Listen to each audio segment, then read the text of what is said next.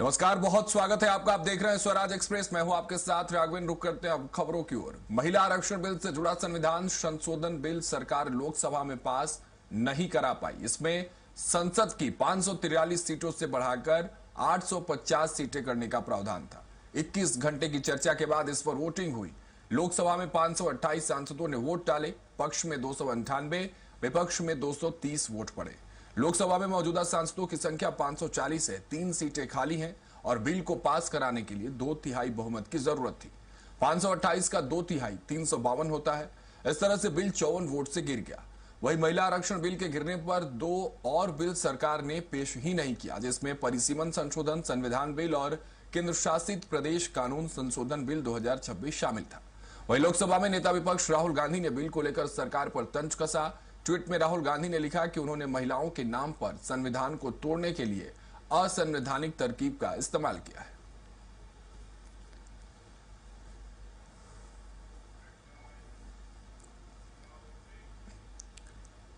तो वही महिला आरक्षण संशोधन बिल पारित नहीं होने पर मुख्यमंत्री विष्णुदेव साय का रिएक्शन भी सामने आया है। सीएम साय ने कहा है कि कांग्रेस और इंडी गठबंधन का असली चेहरा एक बार फिर से देश के सामने उजागर हो गया है। उन्होंने कहा कि नारी शक्ति वंदन अधिनियम से जुड़े 131वें संविधान संशोधन विधेयक का विरोध केवल एक कानून का विरोध नहीं, यह देश की मातृशक्ति के अधिकार, सम्मान और नेतृत्व क्षमता को नकारने का प्रयास है।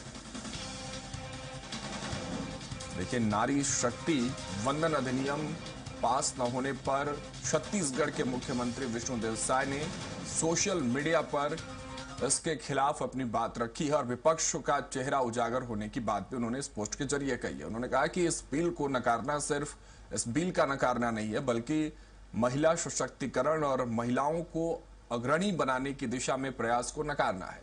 और इसी को लेकर विपक्ष पर उन्होंने हमला निंदा की जाए कम है। जिस तरह से कांग्रेस, टीएमसी और पार्टी के लोग इस बड़ी बड़ी बातें पहले करते थे महिला आरक्षण की, लेकिन जब उसको अमली जामा देने का अवसर आया तो मैदान छोड़ के भागे ही नहीं, बल्कि इसका विरोध भी किए।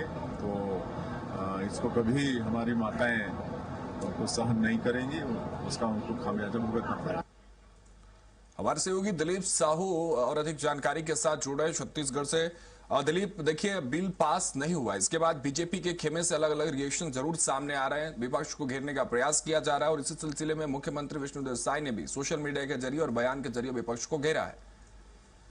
जी बिल्कुल राघवेंद्र, बीजेपी ने पहले ही एक माहौल इसके पक्ष में बनाने का प्रयास किया था और देश भर में अलग अलग जगह महिला नेत्रियों के जरिए प्रेस कॉन्फ्रेंस के माध्यम से नारी शक्ति वंदन अधिनियम 2023 का जिक्र किया था, जिसके संशोधन बिल को लेकर लगातार ये कयास लगाए थे। और उन्होंने कहा था कि ये केंद्र सरकार की, मोदी सरकार की बड़ी प्रयास है जिसे पास किया जाना चाहिए। और एक तरह से नारी शक्ति के माध्यम से एक बड़ा शक्ति प्रदर्शन का भी प्रयास बीजेपी की ओर से किया गया था। हालांकि इस बिल को लेकर जिस तरह से संसद में यह जो बिल गिरा है, इसमें मुख्य रूप से विपक्ष का कहना है कि यह बिल, इस महिला आरक्षण बिल 2023 पहले ही लागू हो चुका है, पहले ही पारित हो चुका है 2023 में 20, तो उसे लागू किया जाना चाहिए, क्योंकि संशोधन बिल के बहाने जिस तरह से परिसीमन का बिल लाया गया था, इसको लेकर विपक्ष ने इसके विरोध में